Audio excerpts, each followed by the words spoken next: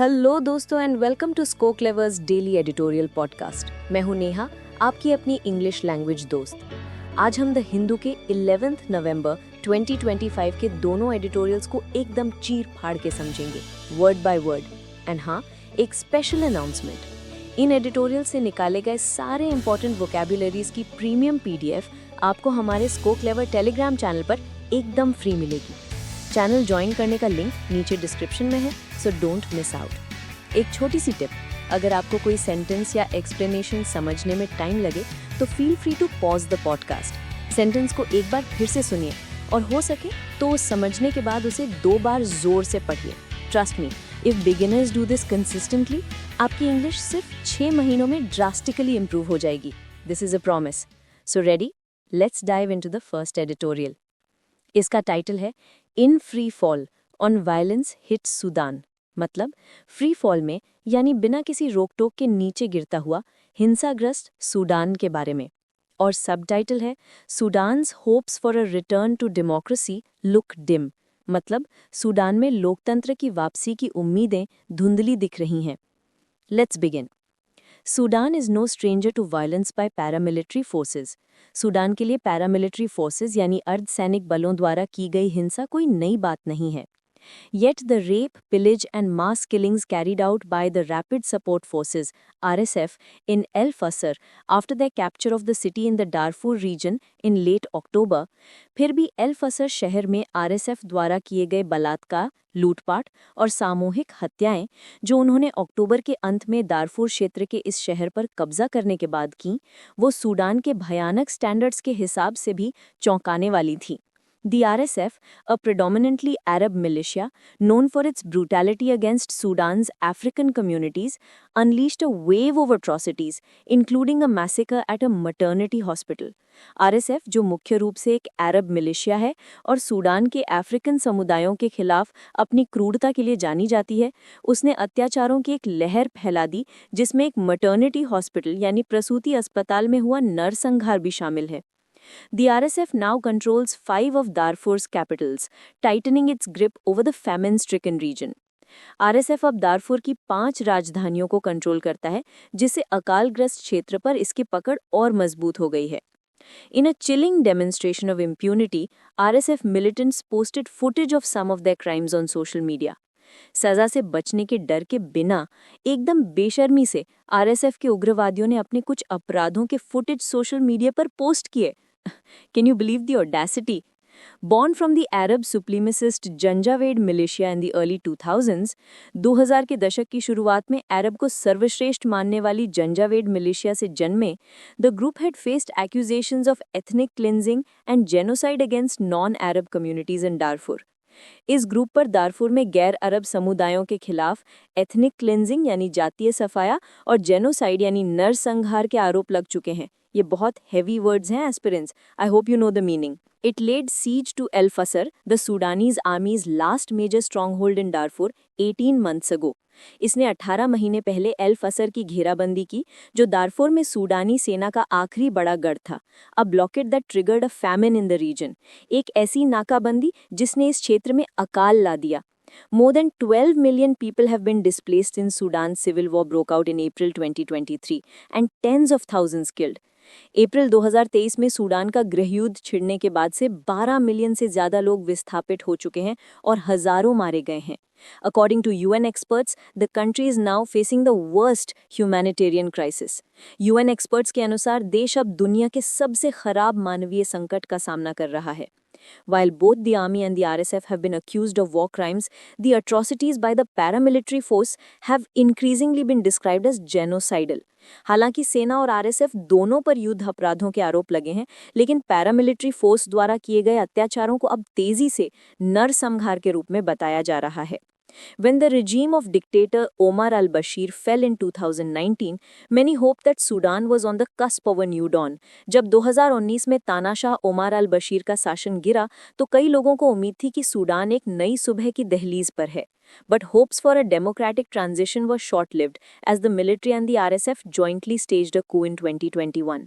लेकिन लोकतांत्रिक परिवर्तन की उम्मीदें जल्द ही खत्म हो गई क्योंकि 2021 में सेना और RSF ने मिलकर तख्तापलट कर दिया.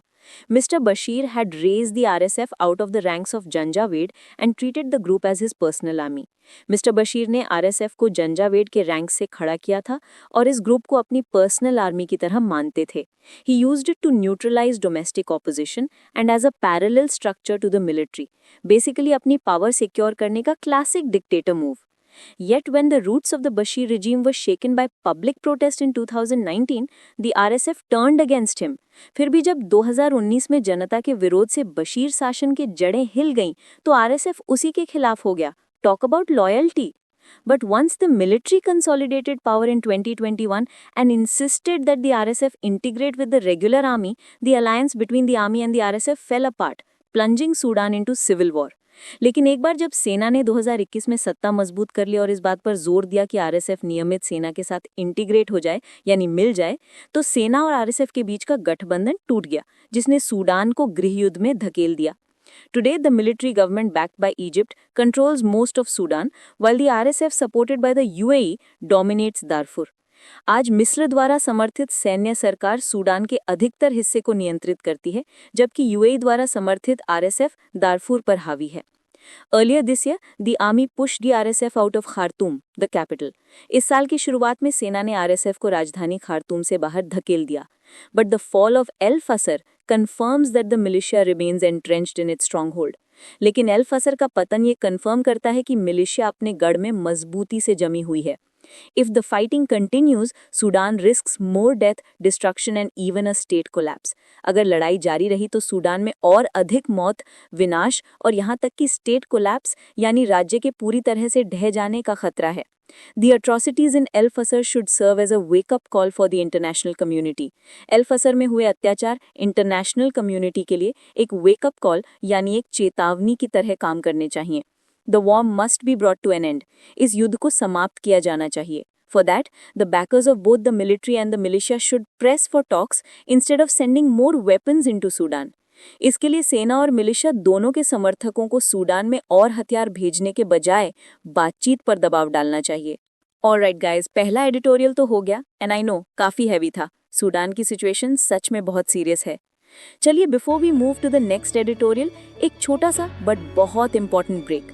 अब इंग्लिश इंप्रूव करनी है तो वो कैब तो स्ट्रॉन्ग करनी पड़ेगी ना. And for that Sco Clever has got your back. Google Play Store पर हमारा स्को क्लेवर ऐप डाउनलोड कीजिए. वहाँ पर आपको वोकैब्युलरीज, इडियम्स एंड फ्रेजेस और फ्रेजल वर्ब्स याद करने के लिए एक बहुत ही यूनिक लर्निंग टेक्निक मिलेगी. It's design to help you learn once and never forget. Seriously एक बार ट्राई करके देखो. एंड हाँ, हमारा ये नया पॉडकास्ट इनिशिएटिव कैसा लग रहा है प्लीज कमेंट करके जरूर बताना. दोस्तों, ये पॉडकास्ट बनाने में सच में बहुत एफर्ट लगता है, so please support us with your like, share and don't forget to subscribe to our channel. Your support means the world to us. Okay, let's get back to it. हमारा दूसरा editorial है climate change पर. Title है new horizons on COP30 in Brazil, मतलब नए क्षितिज Brazil में हो रहे COP30 पर. सबटाइटल है developing countries must take the lead in addressing the climate crisis, यानी विकासशील देशों को जलवायु संकट से निपटने में नेतृत्व करना चाहिए. The 30th edition of the Conference of Parties COP has begun in Brazil's Belém. Conference of Parties, जिसे शॉर्ट में COP कहते हैं, उसका 30th edition ब्राजील के बेलेम शहर में शुरू हो गया है. Coming 10 years after the historic Paris Agreement, ऐतिहासिक पेरिस एग्रीमेंट के 10 साल बाद हो रहा ये सम्मेलन. When all signatory members of the United Nations Framework Convention on Climate Change यानी UNFCCC committed to a common goal of keeping temperatures below 2 degrees Celsius and as far as possible below 1.5 degrees Celsius, जब UNFCCC के सभी signatory members ने तापमान को 2 degree Celsius से नीचे और जहां तक संभव हो 1.5 डिग्री सेल्सियस से नीचे रखने के एक कॉमन गोल के लिए प्रतिबद्धता जताई थी. This would have been an ideal platform to take stock of the achievements so far and ramp up ambition. ये अब तक की उपलब्धियों का जायजा लेने और एम्बिशन को और बढ़ाने के लिए एक आइडियल प्लेटफॉर्म होता. Instead, there is a visible sense of disarray. इसके बजाय यहाँ एक साफ साफ दिख रहा बिखराव का माहौल है. The USA has yet again withdrawn from the Paris Agreement, though not the UNFCCC. America ने एक बार फिर से, इनका तो अलग ही चलता है, पेरिस एग्रीमेंट से खुद को बाहर कर लिया है, हालांकि UNFCCC से नहीं. And from 2017 this break seems decisively more hostile और 2017 से ये अलगाव निश्चित रूप से ज़्यादा शत्रुतापूर्ण लगता है. Wielding threats on tariffs and brinkmanship, the US administration seems actively committed to derail steps towards emission cuts, newer ways to fund adaptation and adopting clean technology. Tariffs और ब्रिंकमैनशिप यानी खतरनाक नीतियों की धमकियां देते हुए यूएस एडमिनिस्ट्रेशन एमिशन में कटौती, अडैप्टेशन के लिए फंड जुटाने के नए तरीके और क्लीन टेक्नोलॉजी अपनाने की दिशा में उठाए गए कदमों को पटरी से उतारने के लिए एक्टिवली कमिटेड लग रहा है. For instance, it has played a major role in recent months in scuttling a resolution by members of the International Maritime Organization into transitioning the shipping industry away from fossil fuel use. उदाहरण के लिए इसने हाल के महीनों में international maritime organisation यानी IMO के सदस्यों द्वारा शिपिंग इंडस्ट्री को जीवाश्म ईंधन के उपयोग से दूर ले जाने के एक प्रस्ताव को विफल करने में एक बड़ी भूमिका निभाई है. Following Bill Gates' shift from being a vocal advocate of curbing emissions to one who no longer sees climate change as an existential threat, Bill Gates जो पहले उत्सर्जन को रोकने के एक मुखर समर्थक थे, अब क्लाइमेट चेंज को एक एग्जिस्टेंशियल थ्रेट यानी अस्तित्व के लिए खतरा नहीं मानते. उनके इस बदलाव के बाद mister Trump announced it as a vindication of his position. Mister Trump ने इसे अपनी पोजीशन का विंडिकेशन यानी औचित्य या सही ठहराया जाना घोषित कर दिया है. There is a case that the US's isolationist policy is of diminishing relevance in an era when global investments in clean energy outpace fossil fuel investment. एक तर्क ये भी है कि यूएस की अलगाववादी नीति की रेलेवेंस एक युग में कम होती जा रही है, जब क्लीन एनर्जी में ग्लोबल इन्वेस्टमेंट जीवाश्म ईंधन में इन्वेस्टमेंट से आगे निकल गया है. And that businesses globally have seen the writing on the wall. और दुनिया भर के बिजनेसेस ने राइटिंग ऑन द वॉल देख लिया है, मतलब उन्हें आने वाले खतरे का अंदेशा हो गया है. But as the IMO example states, the US's abilities as a destabilizing force remain formidable. लेकिन जैसा कि IMO का उदाहरण बताता है, यूएस की क्षमता एक destabilizing force यानी चीज़ों को बिगाड़ने वाली शक्ति के रूप में आज भी बहुत ज़बरदस्त है. That must be at the back of negotiators' minds when they began the 12-day deliberative sprint. ये negotiators के दिमाग में ज़रूर होनी चाहिए जब वो 12 दिनों की ये विचार विमर्श की दौड़ शुरू करें. This COP is of implementation as the Brazil presidency has emphasized. ये COP implementation यानी कार्यान्वयन का है, जैसा कि ब्राज़ील प्रेसिडेंसी ने जोर दिया है. While the world's collective action is far short of what the Paris goals require, हालांकि दुनिया की collective action पेरिस के लक्ष्यों की ज़रूरत से बहुत कम है, there is palpable optimism that the tenor of discussions from now on will visibly shift towards ironing out financial mechanisms for adaptation, preserving forests, and strengthening carbon credit markets. फिर भी एक साफ महसूस होने वाला ऑप्टिमिज्म यानी आशावाद है कि अब से चर्चा का टेनर अडेप्टेशन के लिए फाइनेंशियल मैकेनिज्म्स को सुलझाने, जंगलों को बचाने और कार्बन क्रेडिट मार्केट्स को मजबूत करने की ओर जाएगा. It is likely that there will be a renewed discussion on how to make the United Nations multilateral process more effective at delivering decisive outcomes. ये संभावना है कि इस बात पर एक नई चर्चा होगी कि यूनाइटेड नेशंस की मल्टीलैटरल प्रोसेस को डिसाइसिव आउटकम्स देने में और अधिक प्रभावी कैसे बनाया जाए. And perhaps a debate on the creation of a climate council as Brazil proposed earlier this year. और शायद एक क्लाइमेट काउंसिल के निर्माण पर भी बहस हो, जैसा कि ब्राज़ील ने इस साल की शुरुआत में प्रस्ताव दिया था.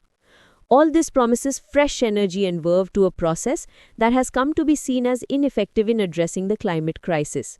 ये सब एक ऐसी प्रक्रिया में नई ऊर्जा और उत्साह का वादा करता है जिसे जलवायु संकट से निपटने में अप्रभावी माना जाने लगा है. However, this is also an opportunity for the large developing economies, India, China, Brazil and South Africa in particular, to stake claim to leadership. हालांकि ये बड़ी विकासशील अर्थव्यवस्थाओं, विशेषकर भारत, चीन, ब्राज़ील और दक्षिण अफ्रीका के लिए नेतृत्व का दावा करने का एक अवसर भी है. This might require a greater display of ambition and recalibration of past positions, particularly on financial contributions. इसके लिए शायद ज़्यादा ambition दिखाने और पिछली positions, खासकर financial contributions में recalibration यानी सुधार की ज़रूरत होगी. Sans fireworks, India must begin an internal dialogue to place itself favorably for this nebulous future.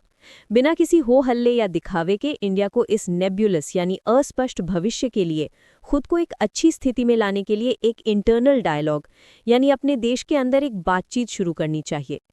And that's a wrap on today's editorials. दोनों ही काफ़ी थॉट प्रोवोकिंग थे। बट वेट, क्लास अभी खत्म नहीं हुई है। रीडिंग और लिसनिंग तो हो गई, अब बारी है प्रैक्टिस की। Are you ready for the IPL for editorial vocabulary? जी हाँ, आपने सही सुना।